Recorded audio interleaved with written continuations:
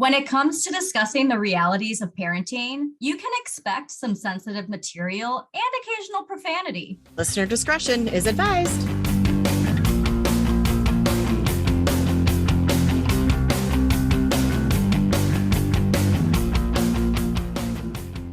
Welcome to Anonymous Mom, a podcast where two childhood friends reconnect to discuss mom life, adulting, and everything in between. This week, we are going to discuss a subject we all fear, and that is lice. Your head's probably itching right now just from hearing that word, isn't it? Yes. How does it just automatically trigger? I don't know. I mean, the brain is wild, you guys. Yeah. I never had this fear before being a parent. I knew lice existed, and like if somebody had lice, oh dear God! But now it's like. And okay, so do you ever remember having anybody have it when we were in school? No, do you? I don't. No, I think I remember in kindergarten one time. I think I remember them like checking our hair. Oh, you do? Like, I think I remember something like that. Man, I'm gonna have to ask my mom about that. I don't remember. But like now, I mean, with our kids, I've already had 4 lice scares. There's definitely a stigma of lice. Mm-hmm.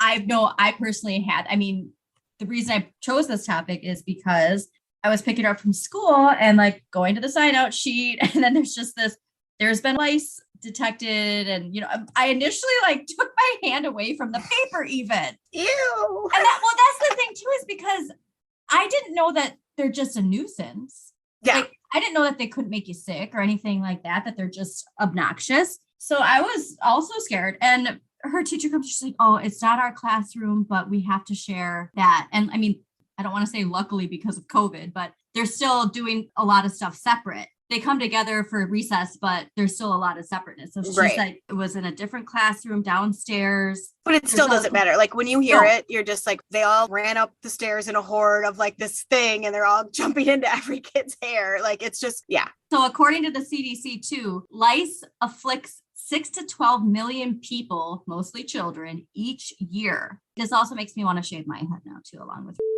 Why don't we just shave everybody's head? Well, we don't have anything to listen to. Yeah, I will never shave my head like that. I've that's a been whole tempted. other thing. Oh my God. My hair is too like. My head is shaped too strange. It's very narrow and long. You can't tell with hair, but I have a very oddly, and there's a lot of random like things. Like I shouldn't say holes. Divots. Divots, yes. There's divots. See, his head is shaved and he's got a good head. He's got a good head. Yes. He's even been told, man, you got a good head. Is that weird? Yes, because it could also take out the, and like it sounds completely different. But well, that's something too. You don't know until you shave it. Right. Taking that risk, because there are women who look amazing with a bald head. Like even like with this, like the side shaved, like I think that's, if I could pull that off, I especially, that would be cool. It's too much of a risk not knowing what your head looks like under and then it's going to grow back fluffy. If it doesn't, you're going to have weird fluff sides and the outgrowth is going to be gross. Yeah, no. Well, so we got this warning and it gave us this whole sheet of what we had to do. And she's like, don't worry. I mean, it's minimal, but we still have to check. And God bless teachers. I mean, again, let's put some funding back into education because these teachers had to comb through every single child every single day for like 3 weeks. And that's on top of us doing it at home. Yeah. And there's just too much that teachers have to deal with. We seriously need to give them living wages. Yeah. So there's this whole checklist and it's, wash everything that your child touches every day, your sheets, bed, blah, blah, blah. So then I'm like, how do lice spread? I found the Lice Clinics of America, which, because that's when it has 6 to 12 million people each year. You're going to have a Lice Clinics of America, which also on my Facebook, all the time getting ads for this place now. Yes. And it's like, great. Now you're manifesting lice into my life. Thanks. I clicked it as irrelevant, so hopefully it'll stop. But they say that although there's a slight possibility that you can get lice from an inanimate object, like a brush or a pillowcase, most cases of head lice occur from direct head-to-head contact with someone who's infested. So all I could think are kids just rubbing heads with each other at school. I don't know. Could you imagine going up to somebody and be like, hey, that's how we like, that's like what dogs do. True. Yes. So we had a lice scare. We've had 2 or 3 with the with the girls. Yeah. One was at daycare. And then the other one was my next door neighbor. They got it in school and it was right at the end of school. And so like they didn't get an announcement out because it was the summer. So like they're like, fuck it, we don't care. Oh yeah. How are we gonna like contact you afterwards? Have fun with that. You know, yeah, figure it out on your own. And the worst part is like, so my daughter and the next door neighbor's daughter were very good friends. And like, as they're like brushing each other's hair with their brushes, the neighbor's daughter was like, oh, my head itches. No, and like, we looked and like, no, and I like lifted it up and I looked and there was like lice everywhere. Like, and I had never seen lice either. Like, I don't know what lice look like, you know? And I was like, oh my gosh. So my neighbor went and got like everything to get it taken care of. Then I'm thinking, because I'm a hypochondriac when it came to my kids back then, you know, like, oh my God, my kids totally have it. But then if you treat it with this stuff, the over-the-counter stuff, you have to wait to treat it again. So like, let's say you treat your kid with it, and then I think you have to wait like a week. I don't remember this all. I think you have to wait a week and then you can treat again, but you can't treat in between them. So like, let's say you find a lice in their head, you can't treat in between them because it's, whatever. So like, I didn't want to treat the kids until I for sure knew they had lice. Yeah, for sure. So I Googled and put Vaseline in their hair, like coated their hair, like down to the scalp with what Vaseline. Resource was this? I'm sure, I don't know.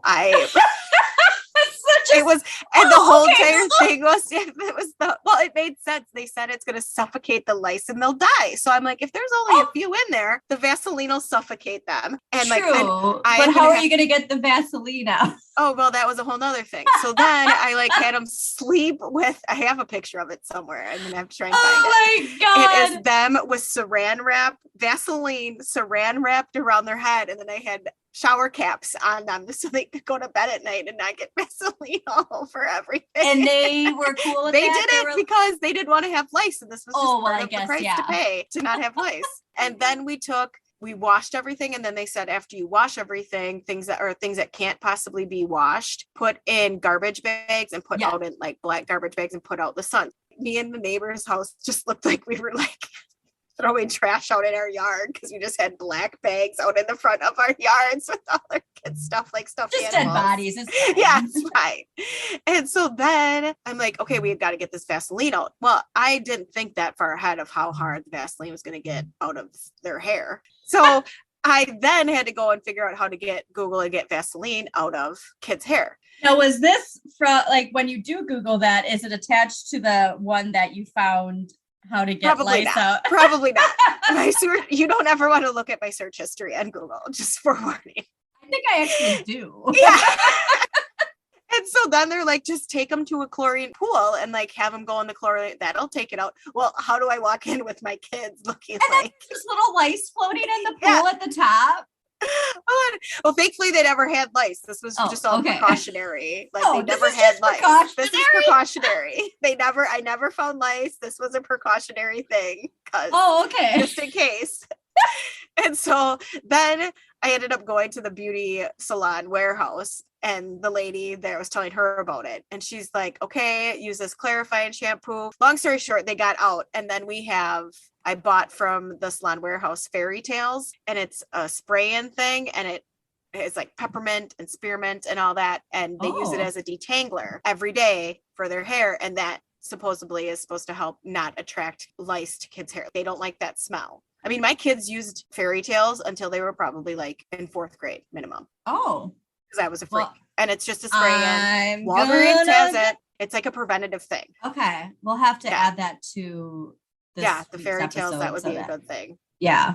I'm trying to teach her, and my daughter's 4, so it's kind of like I can't expect too much out of her when it comes to, no, don't do this. But I'm trying to teach her, don't share your helmets with other kids. When you're at summer camp, don't share hats. Please don't rub your head on other people. Yeah, please do that. But then, like they see each other, they hug, and like the first thing they do is like that. And it's like, oh, Lord. But I don't want to be too cautious of it, but it just sounds like such a fucking pain. Oh, and, it is. Oh, The other experience that we had, and this is one, and I should check and see if she's still open. But there is a lady that is a specialty lice person. So if you get lice, you call this lady. But like she had to go to this special place, like special training. It's a special machine that she has. And you call and you make this appointment. You have to get in immediately. And so we had a lice scare at daycare. And everybody was like, oh my gosh, freaking out. So one of the girls went to the Sun Prairie place and said to go there. So we went there and oh my God, it was amazing, but it was the craziest thing. She put like this contraption on their head and then like they have to sit with it on for like 15, 20 minutes. Like the dryer at a salon. I think that's again, probably one of those things where I blacked out because I don't want to remember. Like, I'm like, was it just the dryer from the salon? It was just a really hot dryer that killed She just charged you a shit ton of money to put a dryer on.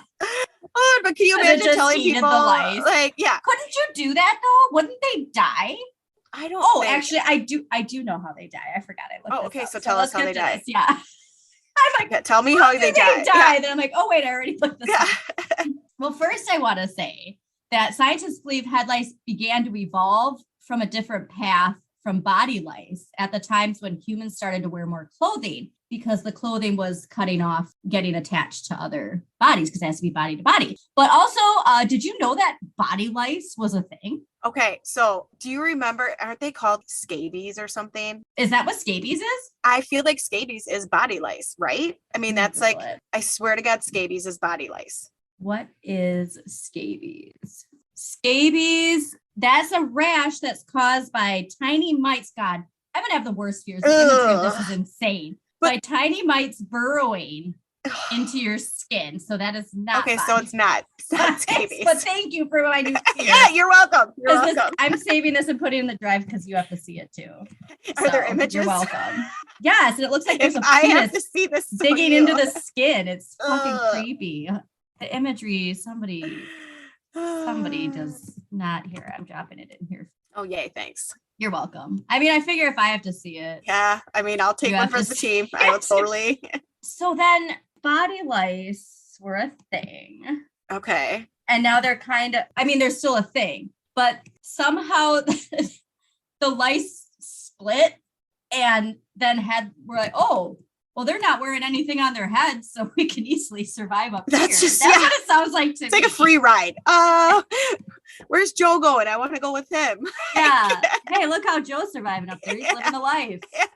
Ugh, didn't know that they did that. Okay, so then how do they die? Well, other quick side note is that they go back 2 million years. So we're never getting rid of lice. Because so that was my thing is I'm like, I wonder if there's a way we can eradicate lice. But if they're probably would have been done already. They're kind of survivors. It sounds like. So I think we're kind of, and now I'm itching on my body too. Now we're kind of screwed. Yeah, we're kind of fucked. We're living with lice for the rest of our life. So it's just. But I will say, I mean, now that my daughters are older and I don't worry about lice at all. Like, so I think once you reach a certain age, you don't have to worry about it. But yeah, you're at that age. Because they're not rubbing heads with each other. Yeah, but they do. I feel like. Yeah, but that's what it is. It has. That's weird. Like, yeah. And now I wonder, is there outbreaks that we are just not talking about? Probably. Because I think about how shameful it is. Because like I said, there's a stigma. It's usually. They don't like dirty hair. That's the thing. Yes. They actually they don't. Clean. No. So that's the thing. They actually like clean hair. They don't like dirty hair. Well, that's where everybody thinks. Yes, the stigma is that you're dirty, and that's where they come from. And no, they're not. They like clean hair because they can get onto the follicle without the oil and. I see. That's interesting. It makes sense. Yeah. Now my head's itching again. Yeah. So, do you want something that's going to make you want to shave your head? No.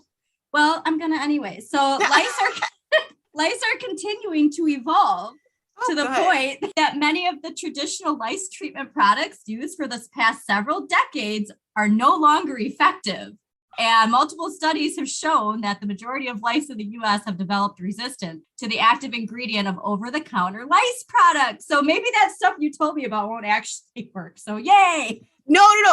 But the fairy tale will, because it's just essential oils. It's just essential oil. It's just like okay. Condition. But yes, that's what we were told not to treat. When I called the doctor and asked them about treating them with the lice product, she said that's why you shouldn't treat it, because you can't treat again. So I'm sure people were just over treating, because I would, I'd be like, oh my God, I treated yesterday. I'm just Yeah. going to keep throwing this shit on my kid's head, hoping that these tiny bugs go away. Yeah.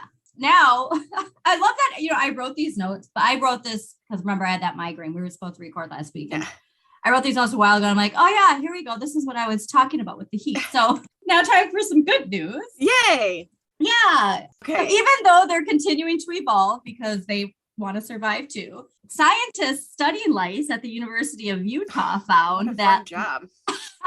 I know. I hope they get paid well. Yeah. They found that lice die when exposed to heated air. So as long as the air falls within a specific airflow and temperature. And now I'm going back to my theory that I think that woman just put that fucking hair dryer thing from the salon over your kid's hair. Okay, but see, yes. Okay, but see, when in your notes here, that's probably what this medical device is that she has. It's this airy, whatever. Air. Yes, I mean, that's probably what she has. I'm going to Google if I can find. Yeah. This device is clinically proven to kill hatched lice in more than 99% of eggs. I don't like that there's still that 1%. My head started itching from that. Well, and just the eggs part, I think like, oh God, like the eggs, like. I know. And then they're hatching. Stop. So the device uses warm air to dehydrate the lice and eggs, depriving them of humidity, which is what they need to survive. So lice need humidity. And then, so that made me wonder, do we not see lice in the winter? And then how do they fucking come back?